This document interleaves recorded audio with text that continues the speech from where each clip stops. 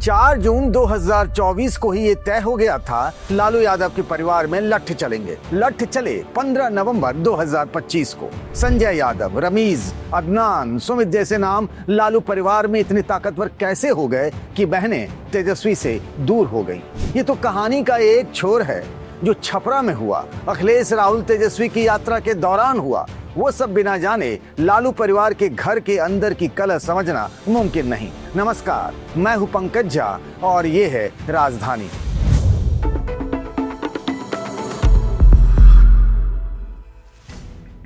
तेजस्वी यादव के घर से बाहर निकलने की बारी अब किसकी है? संजय यादव या रमीज नेमत खान या फिर कोई तीसरा? लालू के घर में मचे घमासान में अखिलेश यादव की भी एंट्री हो सकती है क्या? परिवार के कुछ लोग तो जरूर चाहते हैं कि वो पंच बने। रोहिणी और तेजस्वी के समर्थक नेता खुलकर खेलने को तैयार क्यों नहीं है? इस पर आने से पहले चलिए 4 जून 2024 की उस दोपहरी जब लोकसभा चुनाव के नतीजे आ रहे थे। 40 सीटों वाले बिहार में जब एनडीए 30 सीटों पर एक तरफा जीत रही थी, आरजेडी 4 सीटों पर सिमट रही थी, तो लालू परिवार के गढ़ रहे सारण में कुछ ऐसा हो रहा था जिसकी आंच बिहार चुनाव के बाद तक महसूस होनी थी।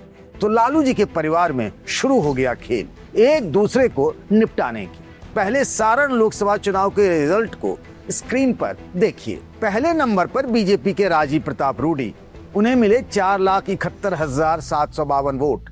दूसरे नंबर पर रही रोहिणी आचार्य, उन्हें मिले 4,58,000 वोट। पर जो तीसरे नंबर पर रहा वो कौन था? यहीं फंस गई परिवार की गरारी।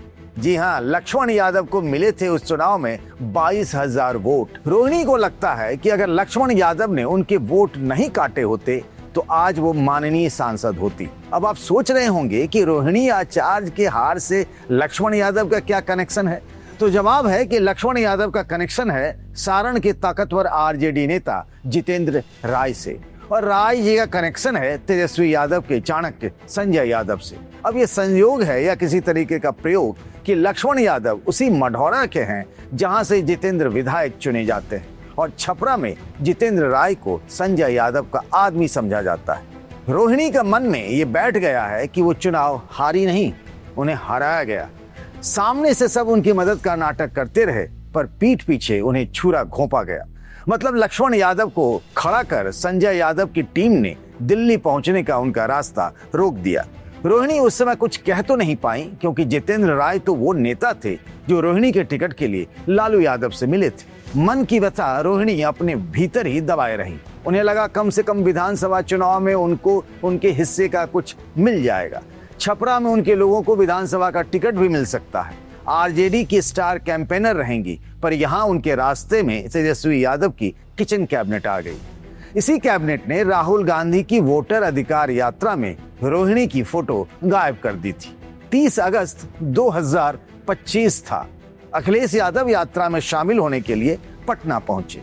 इस यात्रा में उन्हें तेजस्वी और राहुल के साथ छपरा जाना था, लेकिन इस लिस्ट से रोहिणी का नाम गायब था, जबकि वो महज साल भर पहले इसी सीट से लोकसभा चुनाव लड़ी थी।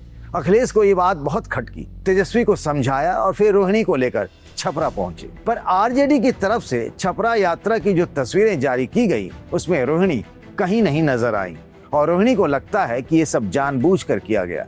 उन्होंने इसकी शिकायत भाई तेजस्वी से भी की थी। इस दौरान रथ में तेजस्वी वाली सीट पर संजय यादव को देखकर भड़क गई थी। इस पर सोशल मीडिया में एक पोस्ट भी किया था। विवाद इतना बढ़ा कि उन्होंने अपने पिता लालू यादव और भाई तेजस्वी यादव को अनफॉलो कर दिया। रोहिणी का गुस्सा कम ज्यादा होता रहा। विधानसभा चुनाव में आरजेडी की हार के बाद रोहिणी का ये पोस्ट आया, जिसमें वो बताती हैं कि संजय और रमीज ने उन्हें राजनीति छोड़ने को कहा। संजय नाम से सब परिचित थे, रमीज का नाम पहली बार इस कलह में आया। रमीज, ये जनाब अपना काम इतनी खामोशी से करते हैं कि अगर रोहिणी ने इनका जिक्र नहीं किया होता तो आप लोगों को शायद ही उनके बारे में पता चलता। तेजस्वी के करीबी बताते हैं कि अगर रमीज चाहते तो संजय यादव के बदले वही राज्यसभा सांसद होते। तेजस्वी से रमीज की दोस्ती उन दिनों की है जब संजय कहीं पिक्चर में ही नहीं थे। यूपी के बलरामपुर के रहने वाले रमीज समाजवादी पार्टी के पूर्व सांसद रिजवान जहीर के दामाद हैं। जामिया से एमबीए कर चुके हैं। झारखंड से अंडर 19 क्रिकेट टीम के कप्तान रहे हैं। उनके पिता नेमतुल्ला खान जामिया में ही प्रोफेसर थे। समाजवादी पार्टी के नेता फिरोज पप्पू की हत्या के जिस केस में रिजवान जेल में है, उसी केस में रमीज जमानत पर बाहर है। रमीज के माथे हत्या और अपहरण जैसे 11 मुकदमे हैं। रमीज की पत्नी जेबा रिजवान बलरामपुर के तुलसीपुर विधानसभा सीट से 2 बार चुनाव लड़ चुकी हैं, एक बार कांग्रेस से और फिर निर्दलीय ही। रमीज को बड़े नेताओं से संबंध रखना अच्छा लगता है। उनकी पहुंच राहुल गांधी से लेकर अखिलेश यादव तक है। बिहार में अखिलेश यादव कहां चुनाव प्रचार करेंगे, ये फाइनल भी रमीज ही ने किया। रमीज के रसूख का अंदाजा इससे लगाया जाना चाहिए कि ये और संजय यादव दोनों ही पटना के एक पोलो रोड वाले तेजस्वी के सरकारी बंगले में रहते हैं। यही मीटिंग करते हैं और जरूरत पड़ने पर कराते भी हैं। तेजस्वी यादव को ये घर बिहार विधानसभा में विपक्ष के नेता की हैसियत से मिला हुआ है, पर वे खुद अपनी मां राबड़ी यादव को विधान परिषद में नेता होने के नाते मिले 10 सर्कुलर रोड में रहते हैं। कहते तो यहाँ तक है कि तेजस्वी के किचन कैबिनेट में संजय यादव और रमीज के अलावा 4 और नाम हैं। पूर्व विधायक शक्ति यादव जो मीडिया का काम देखते हैं, इंजीनियर सुनील, तेजस्वी यादव के विधानसभा क्षेत्र राघोपुर के सर्वे सर्वा। इस बार तो आपने देखा ही, कई राउंड तक तेजस्वी राघोपुर में पीछे चलते रहे। संजय यादव ने अपने साले सुमित यादव को तेजस्वी यादव का निजी सचिव बनवा दिया, तो रमीज ने अदनान को तेजस्वी का पब्लिसिटी मैनेजर बना रखा है। घर में हुए चप्पल कांड के बाद रोहिणी दिल्ली में है। पहले रोहिणी पटना में लालू के घर से बाहर निकली थी और फिर अगले दिन उनकी 3 और बहनें रागिनी, राजलक्ष्मी और चंदा भी पटना छोड़ चुकी है। दिल्ली में रोहिणी और मीसा भारती की मुलाकातें जारी हैं। मीसा भारती सबसे बड़ी बहन है और आरजेडी की सांसद है। परिवार 2 हिस्सों में है, एक तरफ तेजस्वी और दूसरी तरफ बाकी भाई बहन। रोहिणी ये संदेश दे रही है कि तेजस्वी को संजय यादव ने बंधक बना रखा है और वो उनके टीम की बलि चाहती। सिर्फ रोहिणी और परिवार का ही मामला नहीं है, आरजेडी के कई सीनियर नेता संजय यादव और उनके मित्र मंडली से अंदर ही अंदर कुपित है। संजय यादव अब आरजेडी में चाणक्य के रोल में है और पार्टी के पुराने नेता मार्गदर्शक मंडल में है। लालू के परम मित्र आरजेडी के बाबा यानी शिवानंद तिवारी पहले ही फेसबुक पर लिख चुके हैं कि आरजेडी की हार के लिए तेजस्वी यादव जिम्मेदार है। न तेजस्वी ने संघर्ष किया, न लाठी खाई। शिवानंद तिवारी और अब्दुल बारी सिद्दीकी तो बोल रहे हैं, लेकिन बाकी नेता सही समय के इंतजार में। इंतजार इसीलिए क्योंकि मुलायम सिंह के परिवार में हुए झगड़े का द एंड सब देख चुके। परिवार तो अंत में एक हो गया, पर जिन नेताओं ने उस झगड़े में चचा शिवपाल यादव का साथ दिया, वे सभी समाजवादी पार्टी में किनारे लग गए।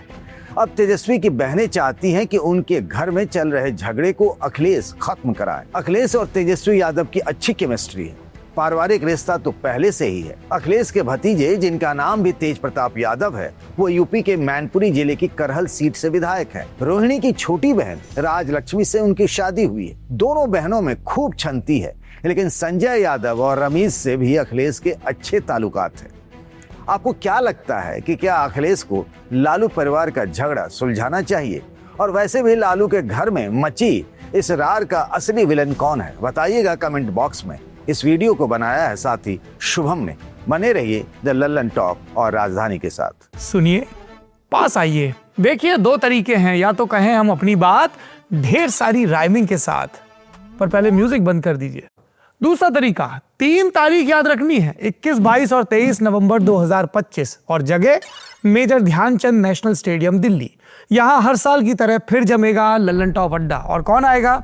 बड़े बड़े लोग, लेखक, गीतकार, शिक्षक, खिलाड़ी, मुंबई से नायक नायिका, गायक गायिका, हेल्थ के expert, comedian, cricketer, rapper, YouTuber, reel वाले स्टार और वायरल कलाकार। फिर से राइमिंग शुरू हो गई। आप बस इस बात पर फोकस करो कि एक से बढ़ के एक टैलेंटेड लोग जुटने वाले हैं। आप आ सकते हैं, मिल सकते हैं उनसे, सवाल पूछ सकते हैं, लल्लन टॉप क्विज खेल सकते हैं, इनाम जीत सकते हैं। अब लगा दो म्यूजिक यार। तो आ जाइए लल्लन टॉप अड्डे में, आज ही बुक करिए अपना टिकट। 999 की बजाय 799 में डिस्काउंट कोड लगाइए LT200। बुकिंग के लिए डिस्क्रिप्शन में दिए लिंक पर क्लिक करिए या फिर विजिट करिए thelallantop.com और बैनर पर क्लिक करिए। फिर क्या है, मिलते हैं लल्लन टॉप अड्डे में, क्योंकि जिंदगी में मौज कायम रहनी चाहिए।